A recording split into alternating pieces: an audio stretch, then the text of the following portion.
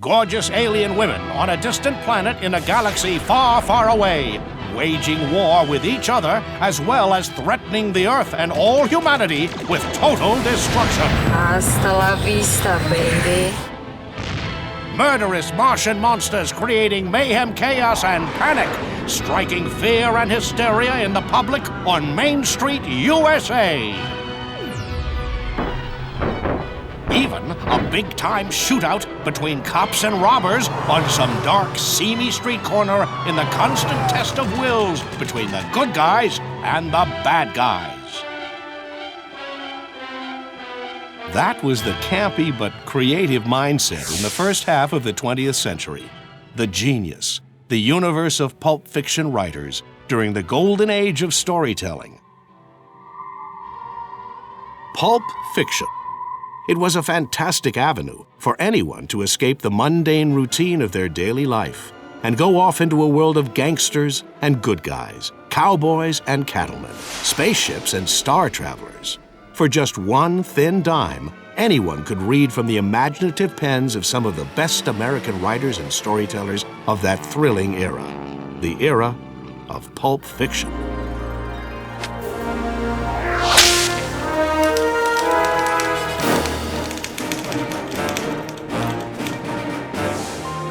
Well, I think it's important that people really understand the importance and significance of the golden age of pulp fiction, 20s, 30s, 40s, and even beginning of 1950s. Because a lot of what people see right now and come to see in the various movie theaters, Indiana Jones, that's Doc Savage. You see Superman, he's the man of steel. Doc Savage was the man of bronze. You have the various comic book characters also of like Batman. All the characters that we talk about today, Batman and Spider-Man, those were comic books, and the editors of those magazines made up the names of the Batman and Superman. The superheroes that we see on film now, like Spider-Man, Batman, a few years ago, Superman, etc., all came from comic books. But the adventure pulps had characters that were almost comic book-like. The idea came from the pulps, like Buck Rogers was a pulp character. Buck Rogers is a very famous science fiction hero, and is he very different from Luke Skywalker or somebody? Not really. They're bigger-than-life heroes. So they're pulpy, they're comic booky, and they're cinematic. We look back now and we see Indiana Jones, for example. Well, Indiana Jones is the epitome of all these pulp adventures. Well, the reason why George Lucas and Steven Spielberg did that is because they were so in love with these stories back when. I don't think there's a single science fiction blockbuster that's come out in the last 20 or 30 years that isn't directly derived in one way or another as inspiration from the pulp magazines of the 20s and 30s and 40s. So I'd venture to say that 90-95% of the top blockbusters in Hollywood of today were based on the stories from the Golden Age, the pulp fiction of the 20s, 30s, and 40s. In setting the scene for when pulp fiction became most popular with the general public, World War I had been a terrible experience for Americans. The bloodshed and carnage on the battlefields of Europe had taken their toll, with uncounted tens of thousands of men who died, and many more who came home badly mangled from the physical and mental ravages of war. Then, in the fateful autumn of 1929, the Great Crash sent stock prices plummeting. Banks failed, businesses collapsed, and millions became frustrated and unemployed practically overnight. By 1932, the full measure of the human misery that unemployment entailed meant that just about every household in America had no breadwinner, no income, and no hope. The world, as it had been known, was falling apart, and no one seemed capable of putting it back together, which caused massive dissension, protests, and rioting. People desperately wanted and needed to escape the realities of their own lives.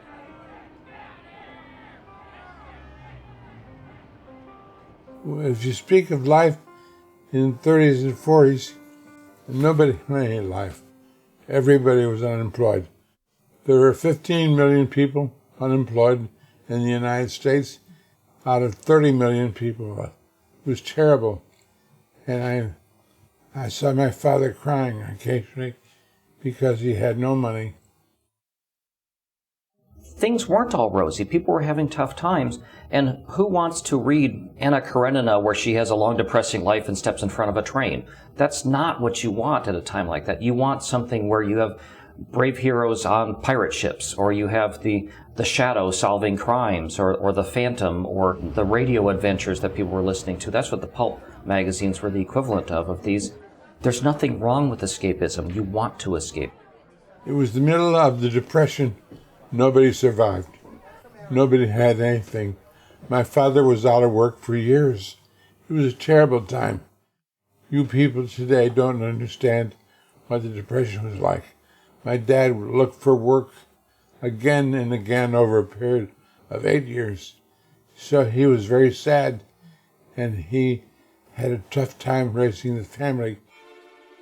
My mom never spent any money on herself except for reading 3 pulps, the Wonder Stories, Argosy, and Analog. After working as a secretary at a mill, that was her pleasure, was to come home, fix supper for everyone, serve my father. It was a different era back then. And then she would read her pulps and fell in love with the stories. And when you're a young reader, a bored reader with a hard life, or any kind of tough times in your life, you don't want to wrestle sentence by sentence to try to figure out what Dostoevsky is talking about in this. You want to be swept away and just join the adventure that these people are in. And I wanted to go to these far-off places. I wanted to explore alien worlds, and that's where the pulp adventures took me. When I was 9 years old, I fell in love with Buck Rogers. They caused me to be very much alive. When I was 12 years old, I got a toy typewriter for Christmas, and I began to write. And the first thing I wrote was a sequel to the Martian books of Edgar Rice Burroughs. So you see, Burroughs came into my life very early because Burroughs told me to go to Mars, and I went there. I never came back.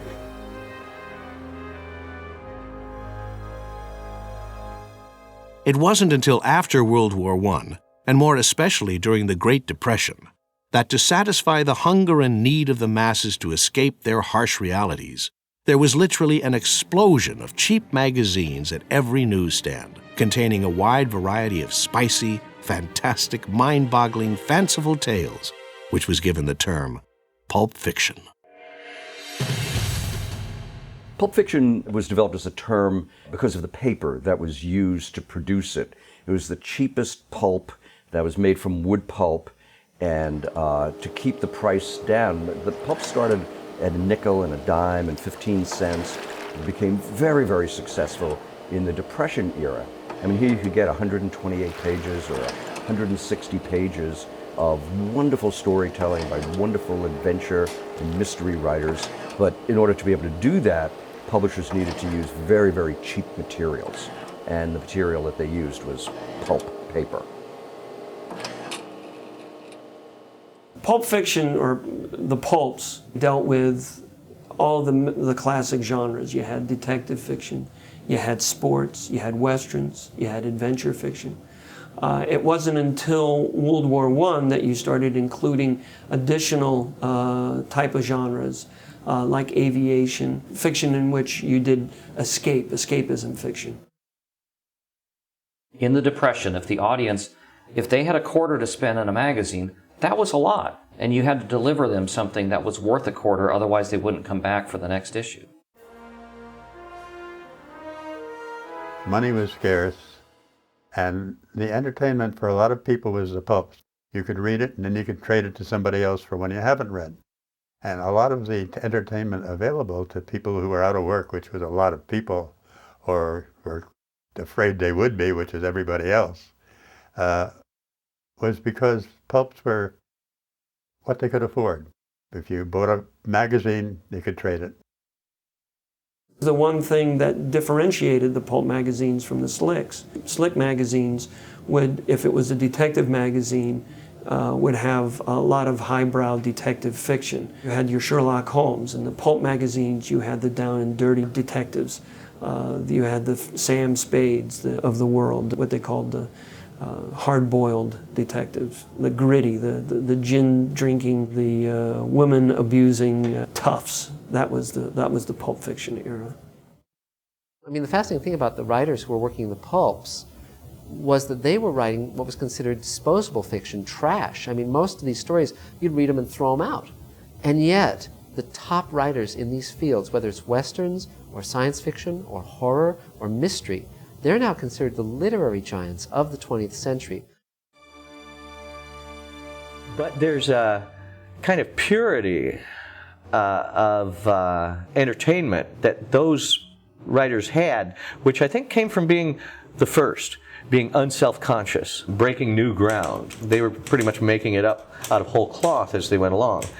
But to neglect those writers, to figure you won't find a lot of fun and entertainment, would be to needlessly impoverish your reading. After all, people like modern adventure stories, but you can't beat Robert Louis Stevenson or Mark Twain. The pulp era is also a reflection on history. The pulps themselves were not written, obviously, in a vacuum. The authors were pulling stories out from the times that they were living in, the down and dirty type of material. Those classic stories never go out of vogue. I think if anybody wants to know something about the history of American literature in the 20th century, you would have to understand the pulps, because the pulps were the breeding ground for so many writers. It's where a beginning writer with very little experience, he could produce a lot of stories because there was this tremendous need for a lot of fiction, and many of them then went on to become far more important, far more serious writers than their work showed in the pulps. With the explosion of pulp fiction magazines during those difficult years in America came the tremendous demand for writers of all kinds. And during those days, any work was better than no work at all. As things turned out, some of the 20th century's best-known authors got their start writing for the pulps. Writers like Raymond Chandler, Dashiell Hammett, Earl Stanley Gardner, L. Ron Hubbard, Carroll John Daly, and Walter Gibson are only a few of the notables that handled such staples as action, adventure, westerns, and romance. They represented the greatest explosion of mass entertainment via the printed word that a thrill-seeking public had ever experienced. Other notable pulp magazines later specialized in topics such as science fiction. It was in these pulps that writers like Ray Bradbury, Isaac Asimov, Arthur C. Clarke, Robert Heinlein, and Fred Pohl first made their names. I was editing at the time. I was a boy editor. Got my first editorial job when I was 18. I had two magazines, one called Astonishing Stories and one called Super Science. Spent a lot of time as an editor of one thing or another. And I was a literary agent for several years. At that time, I had no agent, and I sent my short stories to an agent named Fred Pohl. He hadn't begun to publish yet as an author, and he sent my stories back and refused to represent me. I try to forget about that. I was a pretty good literary agent, but I didn't manage to make a profit. I nearly went broke doing it. A lot of writers that we know today as famous and important, significant literary figures got their start in the pulps. The most obvious example are people like Raymond Chandler and Earl Stanley Gardner and Dashiell Hammett. But there are other writers like Edgar Rice Burroughs, who created Tarzan. That's where beginning writers would would get their first material published, they made very, very little money. The only way you could survive as a pulp writer was to write a lot of words. With the harsh economic conditions facing the whole country, these writers had an equally difficult time in balancing their writing with survival. They were all working without a guild or union, basically on their own, without advances, royalties, or residuals. Truthfully, most didn't make it, but some did. Back in 1939 and 1940, you got a half-cent a word, maybe a penny a word, occasionally 2 cents a word, so there was not much money. And my first story I sold to Thrilling Wonder Stories, and I got $15, and it made me very rich that week. I was selling newspapers on a street corner at the time, so I felt very rich and very famous. A lot of these magazines weren't in very good financial shape, and the editors couldn't even pay the authors after they had turned things in. I mean, Hugo Gernsback, the editor of Amazing Stories, was notorious. You would get paid a quarter cent a word on threat of lawsuit because people would turn in their stories, but he would make excuses and not pay for it. I think the public today should know about the Pulp Fiction era because the money was so little that we couldn't survive. We had to have other jobs in order to be able to write for the Pulp Fiction.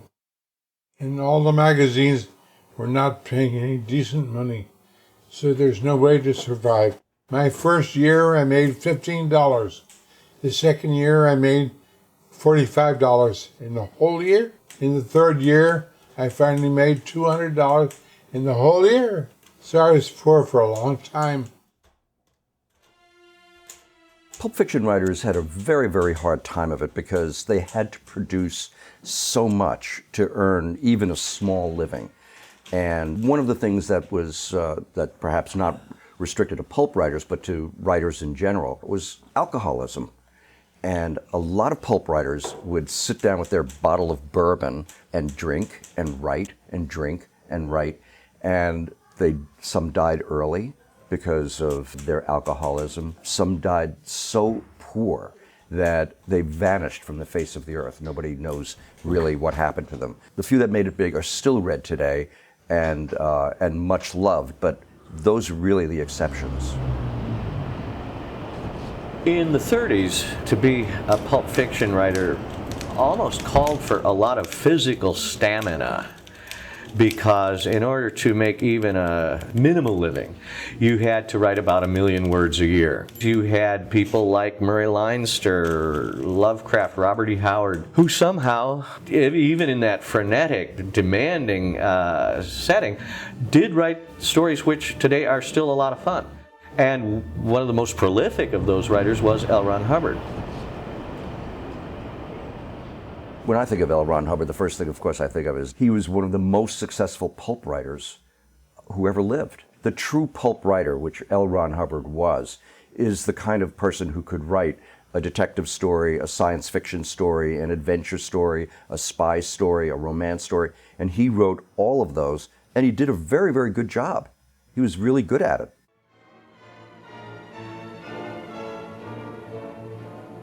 I never met L. Ron Hubbard, but I read his short stories in Unknown Worlds and loved them because he was a fine writer and went on to become very rich.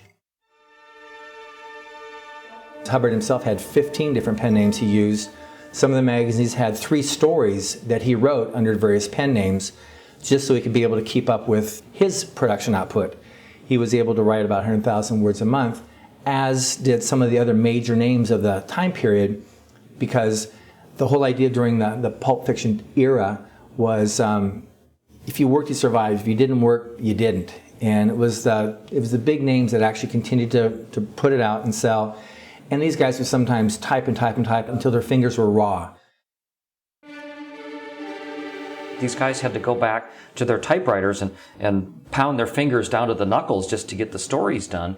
And some writers they had to just write so furiously that they would put giant rolls of their own paper in the typewriter so that they didn't have the time to switch pages from one page to another. They just kept typing and typing and typing. I did the same sort of thing myself. I wrote for mysteries and horror and the love story magazines for teenage girls and anybody that would pay me a check. And some of the stories I liked very much. There have been other writers who have been as good and some of them better, but there are not very many who were able to do as many different things as Hubbard was. One thing about L. Ron Hubbard as a writer, it was said his realism is what made his stories sell so much. And what made it that way was because of the fact he was an accomplished pilot, because he was an accomplished seaman.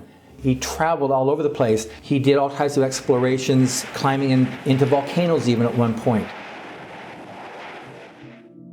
As the torrent of pulp fiction magazines published at the time continued to burst forth, some magazine editors began to demand that writing be held to a consistently higher standard, imposing greater rigor and better storylines. For example, in 1939, one of the best writers of that period, John W. Campbell, was hired to edit the science fiction pulp Astounding magazine. He had a scientific background as a student of nuclear physics. He told the best science fiction writers of the time to gear up and write more intelligent stories for a more intelligent readership.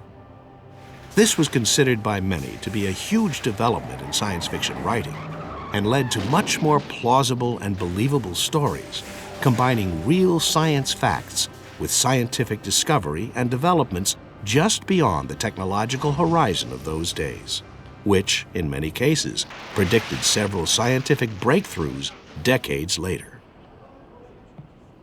That was the point when Heinlein, Hubbard, Asimov, DeCamp, Van Vogt all began, as if freed from shackles, began writing sophisticated, intelligent fiction, which happened to be science fiction. And the field never looked back. I spent a good many years as a science fiction magazine editor. And a lot of what I was good at it, I learned from John Campbell. John Campbell said once that when he was new in the job, he asked his boss, the head editor at Street and Smith, what he did if he didn't have enough stories to fill an issue. And the boss said to him, "John, if you're a good editor, you always have enough stories." It was really a community at that point, back then, of Sturgeon and Ray Bradbury and L. Ron Hubbard and Heinlein and Arthur C. Clarke. It was a club, and they hung out together, they bounced ideas off each other. The magazines were basically our window looking into their clubhouse of imagination and excitement. Science fiction became more than just a subgenre of the pulps. It became an important entity unto itself. It was a harbinger, a precursor, a messenger of what might happen in the future of mankind. It offered an examination and a crystal ball of possibility. It almost taught science to the scientist. It made futurists out of scientists, whose thoughts opened up new potentials, new aspects of hard science.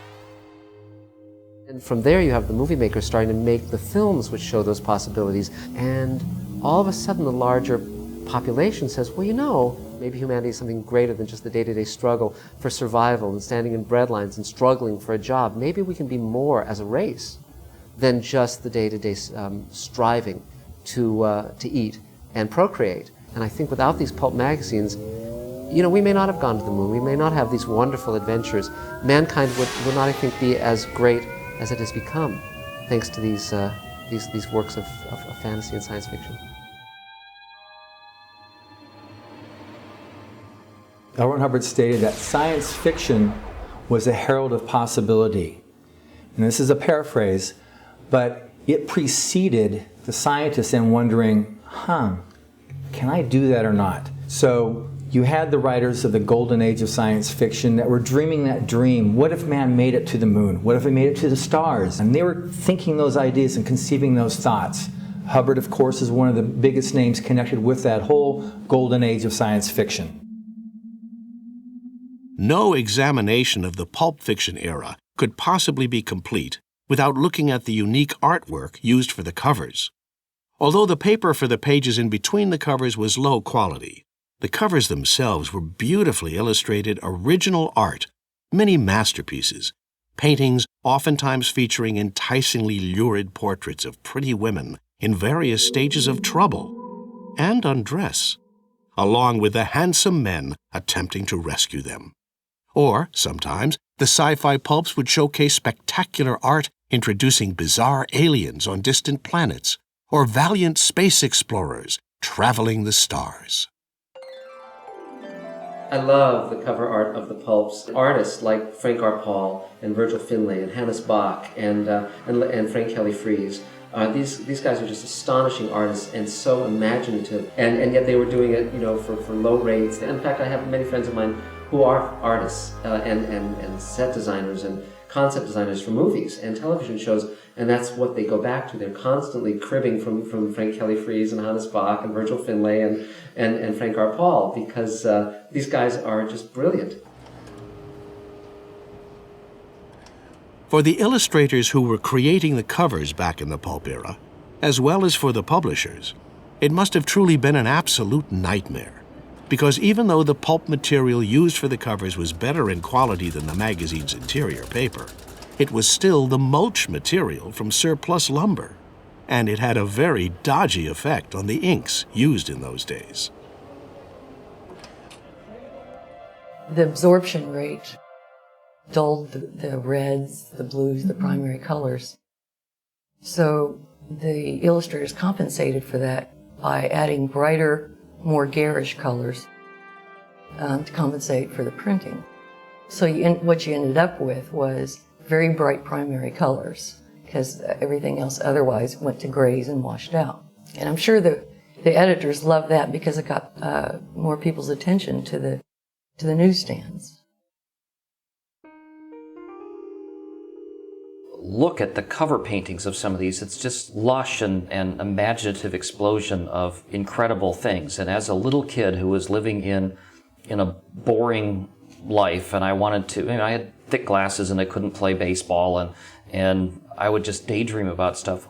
Looking at the pictures on the covers of these made me want to read the stories about the strange civilization buried in the moon, or the people that found a cave that took them to the center of the earth. It made the whole world seem like an incredible place to explore. Back in the pulp era, some of the illustrators had the opportunity to just do an illustration, and then the editors would go in and say, okay, you writers, Robert Silverberg, all the wonderful Isaac Asimov, came in, looked at the covers, and then wrote a story around them. After World War II and the beginnings of better economic times for most Americans, the pulps began to lose their traction with the masses. This started their decline in popularity, gradually giving way to other forms of entertainment.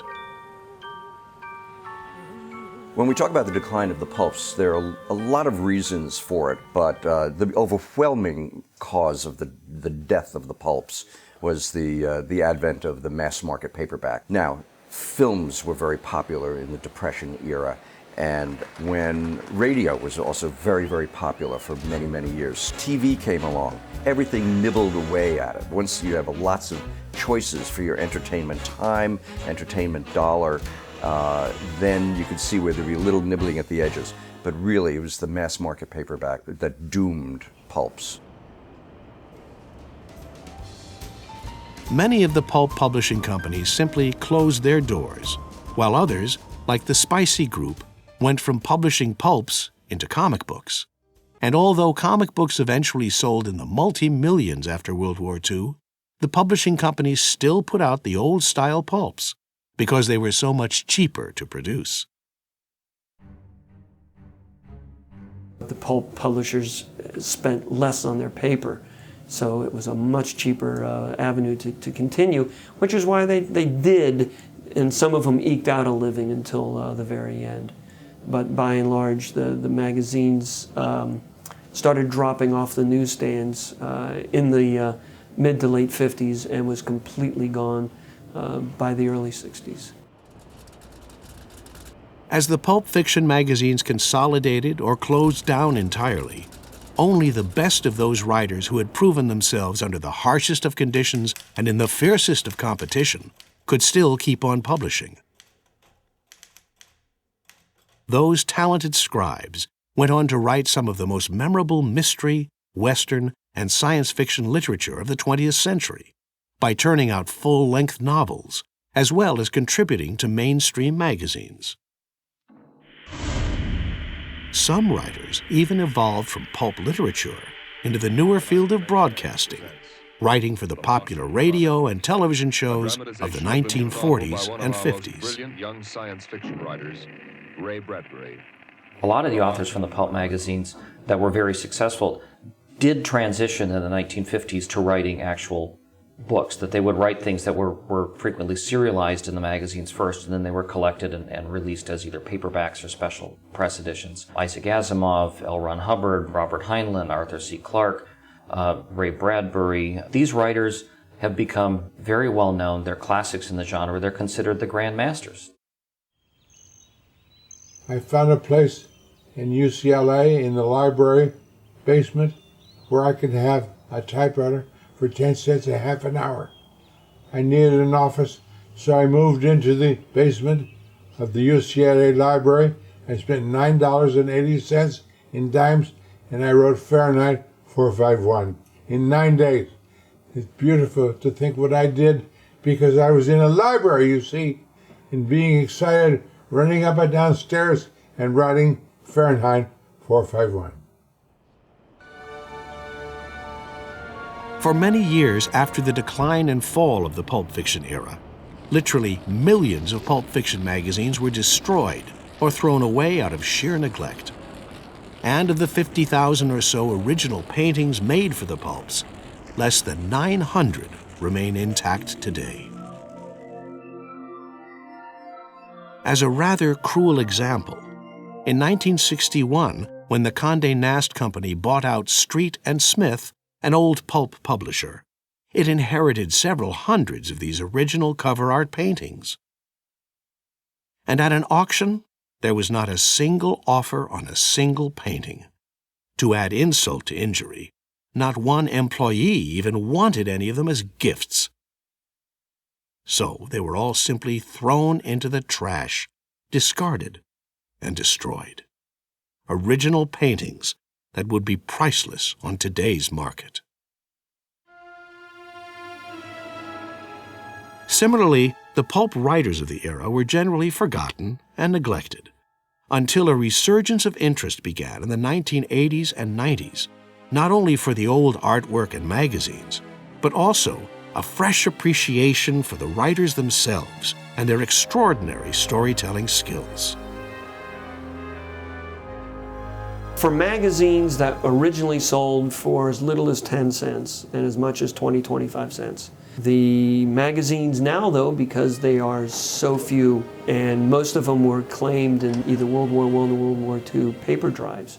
So you can find magazines now that sell for $500, $700, $1,000. Like the original October 1912 All Story, which included the very first Tarzan of the Apes, Edgar Rice Burroughs. I've seen sold recently in auctions for as much as $50,000. Pulp fiction is coming back in two different ways. One is that the great classic stories that were published in the pulps in that era between the two world wars, especially when they had their most successful time, and are very, very popular, both with nostalgic old guys who read them then and liked going back to that era, as well as kids, young people who were finding that the excitement and the fast movement of those stories is very appealing to them. Conservatively, I'd say there's about 15,000 pulp magazines currently in my inventory. As far as between selling original pulps and reprints and everything else, literally there is tens of thousands of that go through my hands in any given year or two. We're definitely experiencing a resurgence in sales of these stories right now. Possibly it's because of the current state of affairs of the economy, the similarity between the Depression, the 20s, 30s, and 40s, when the economies collapsed. There was the various problems with unemployment. You have those same things going on right now. But there's also maybe a return to what those stories had to say, and how they had to say it. You had a simple storyline. They were maybe a word that's not used so much these days, moralistic, without being moralistic. I'm the editor of a large number of anthologies. The Black Lizard Big Book of Pulps is a gigantic anthology of pulp fiction from the golden era of pulp magazines. They're crime stories by the very famous writers like Dashiell Hammett, Raymond Chandler, Cornell Woolrich, Earl Stanley Gardner, and some very obscure writers who have fallen into neglect and obscurity. The Black Lizard Big Book of Pulps actually made the New York Times bestseller list, the extended list, a couple of times. People started really enjoying it, hit the bestseller list, and it's because people were picking up this material and reading it for the first time. And that's the best thing about reading pulp fiction is, yes, it could be kind of dated. It can be talking about phone lines that you have to spin the dial or get the operator to connect you to Oliver 212 or whatever. But that's just part of the charm of the fiction itself. One thing about L. Ron Hubbard as a writer, and why we're so successful now with the Stories from the Golden Age line of books now, because people are finding that they're transported to another time, another place. The people are very real because that's what he actually put his attention on.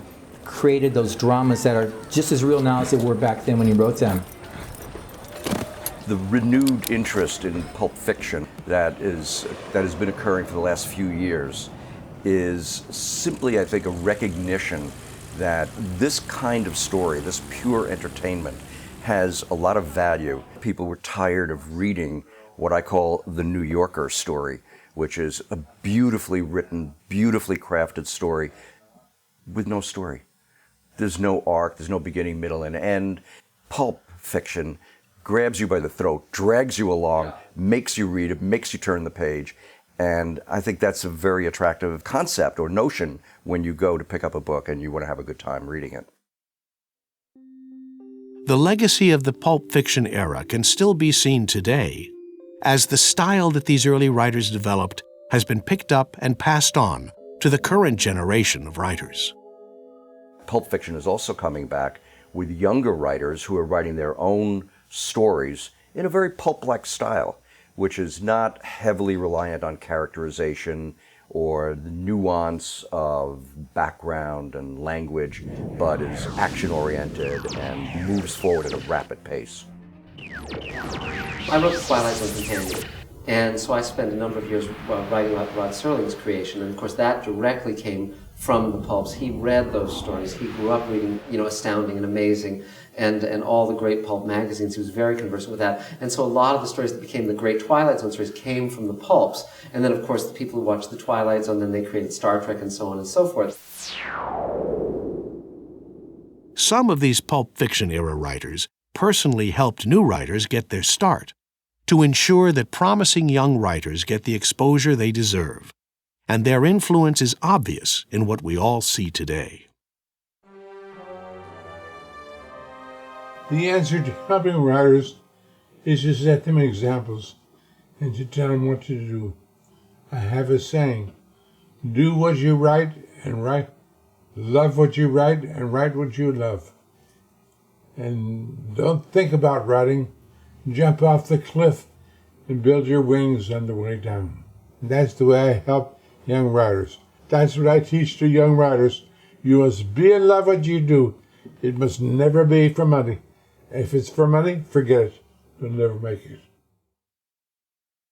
Ray Bradbury is a figure unlike most people in American letters. His generosity is almost unquantifiable. He will show up at everything. He will help writers.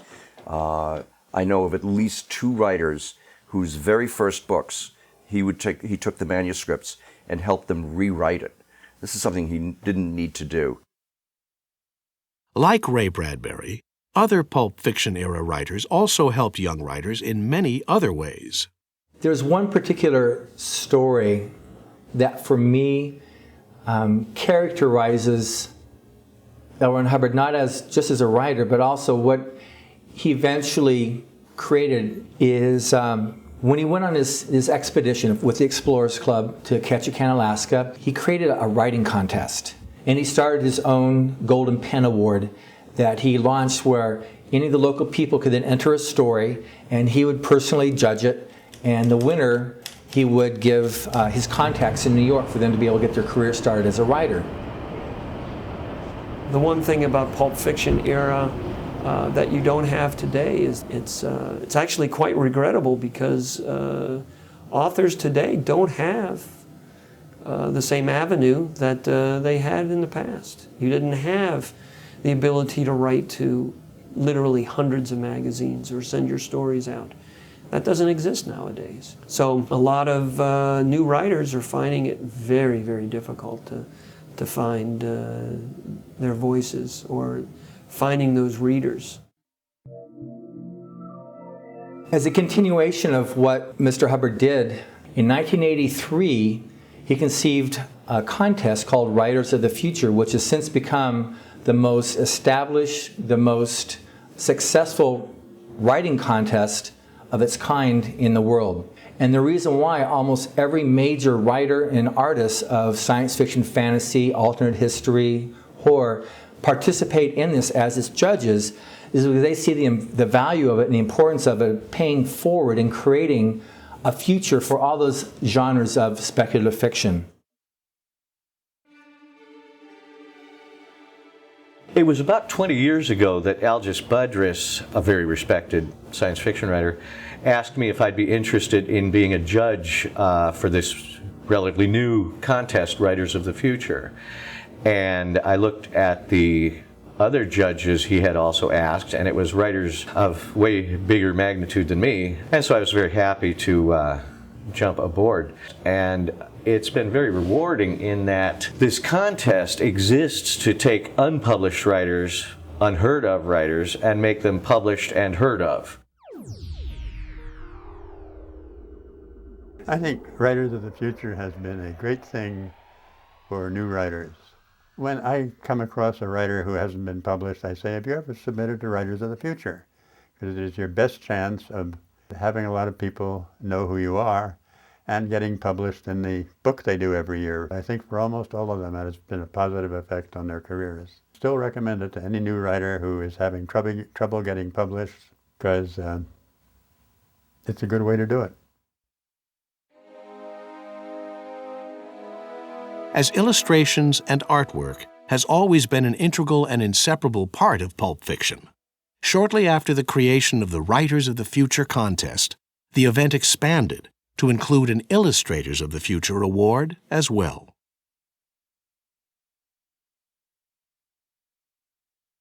Ron and I started out as judges at the very beginning of the L. Ron Hubbard contest for the illustrators, which started a few years after the writers contest. And from there, we developed a workshop for a few days. We can disseminate so much useful information on art directors, publishing houses, techniques. The winners already know how to draw, so we give them information that can help their careers.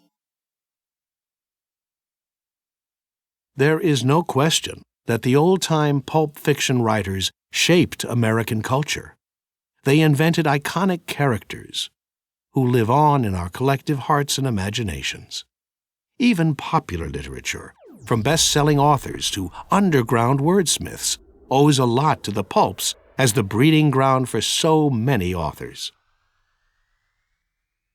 The pulps gave rise to inventors of such beloved genres as the Western, hard-boiled detective, spy thriller, science fiction, horror, legal thriller, crime fiction, and romance. And they are still around in a number of different forms.